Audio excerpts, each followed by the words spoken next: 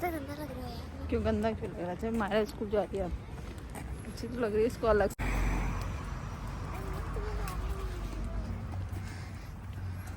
इधर देखो, से हाय तो कर दे यार मेरी वीडियो में, प्लीज हाय तो कर दो।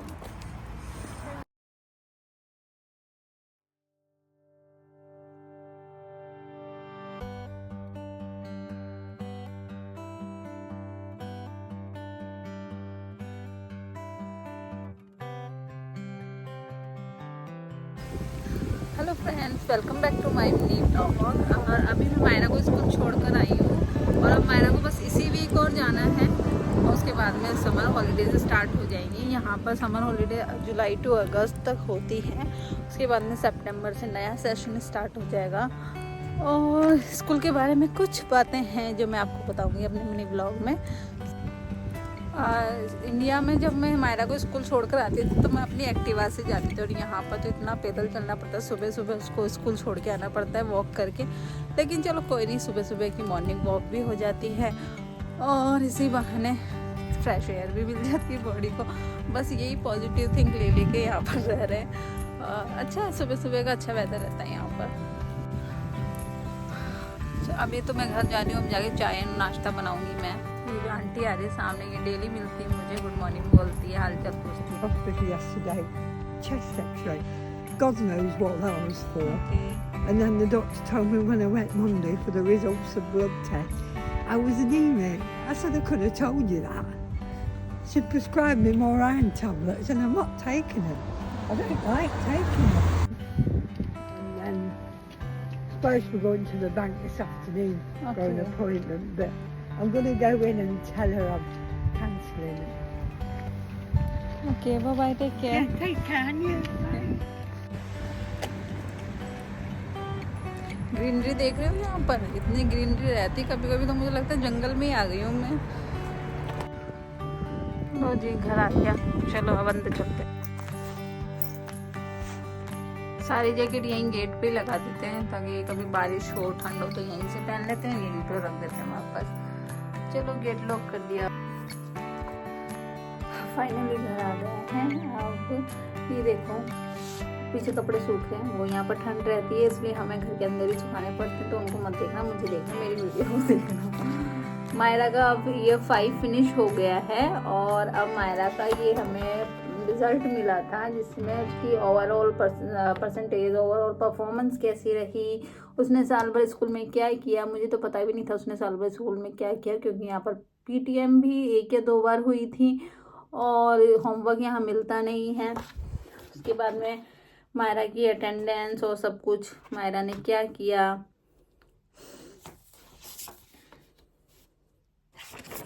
मायरा ने ये किया, उसने ये इतनी अपनी फ़ोटो बनाई, अपना ये ऐसे पिक्चर बनाया है और ये मुझे सच में बड़ा अच्छा लगा। देखो कितना सुंदर बनाया ना, एक बार तो बिलीव ही नहीं हुआ मायरा ने बनाया, लेकिन ये सच्ची में देखो, ये इस पिक को देखकर उसने बनाया है।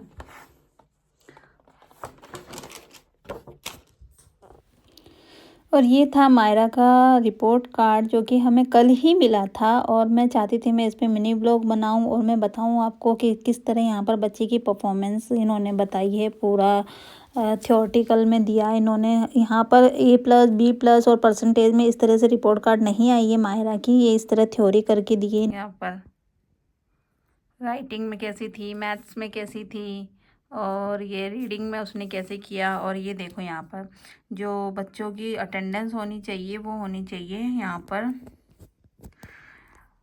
97, 98 अटेंडेंस एंड पंक्चुअलिटी गुड में आती है अगर आपकी 97 to 98 होती है, और अगर 99 to 100 होती है तो आउटस्टैंडिंग होती है। सेटिस्फैक्ट्री 95 to 96, बिलो होती है 95%, नीड्स इम्प्रूवमेंट। और मायरा की अटेंडेंस और जो पंक्चुअलिटी थी वो थी 90 पर, बिलो 90% थी, तो मायरा की आई है 82.3%। बट मैं कहूँगी मायरा ने बहुत इम्प्रूवमेंट किया है। यहाँ पर अलग से मायरा की इंग्लिश क्लासेस भी लगती हैं स्कूल में इंग्लिश को इम्प्रूव करने के लिए, क्योंकि हिंदी मीडियम से आकर सीधा इंग्लिश मीडियम स्कूल, और इंग्लिश मीडियम मतलब यहाँ के जो लोग और टीचर्स हैं सब इंग्लिश में बात करते हैं। तो मायरा ने काफ़ी इम्प्रूवमेंट किया है और मैं सेटिस्फाइड हूँ मायरा की परफॉर्मेंस से। हाँ, इंडिया में भी मायरा छुट्टी तो करती थी, महीने में 1 या 2 बार तो छुट्टी हो ही जाती है। कभी बच्चे का मन नहीं होता है और कभी जाना नहीं होता है लेकिन यहाँ पर तो डेली स्कूल जा रही है मायरा, मतलब महीने में एक ही छुट्टी ली होगी उसने यहाँ पर। हाँ, लेकिन उसने अभी हम लोग इंडिया चले गए थे तो इस वजह से उसकी मैंने छुट्टियाँ करवाई थी और इस वजह से उसकी काफ़ी अटेंडेंस कम हो गई है यहाँ पर। और ये स्कूल वालों ने लिख के दिया है कि 97% तो होनी ही चाहिए अटेंडेंस बच्चे की यहाँ पर, बहुत कंपलसरी है यार। ये लोग अगर मायरा छुट्टी भी लेती है तो मुझे 9 बजे उसका स्कूल क्लोज होता है मॉर्निंग में, तो मुझे 9 बजे तक उसका फ़ोन करके या मैसेज करके स्कूल ऐप पर बताना होता है कि आज मायरा नहीं आएगी, और स्कूल में इन्फॉर्म करना होता है कि मायरा की आज तबीयत ठीक नहीं है तो वो नहीं, she is unable to come school, ऐसे करके मैसेज करना होता है, क्योंकि कई बार बच्चों का मन नहीं होता है स्कूल जाने का।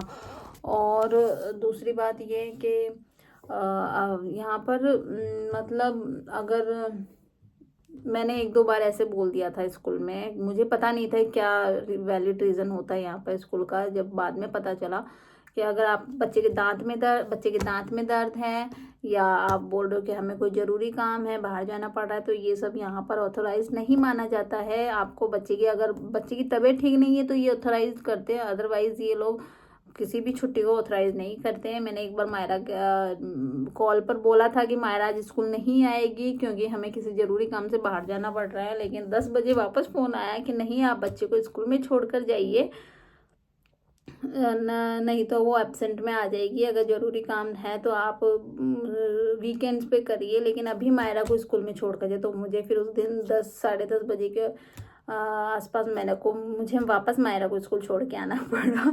तो यहाँ पर छुट्टी नहीं ले सकते, छुट्टी बच्चों को घर पे रखना ही नहीं।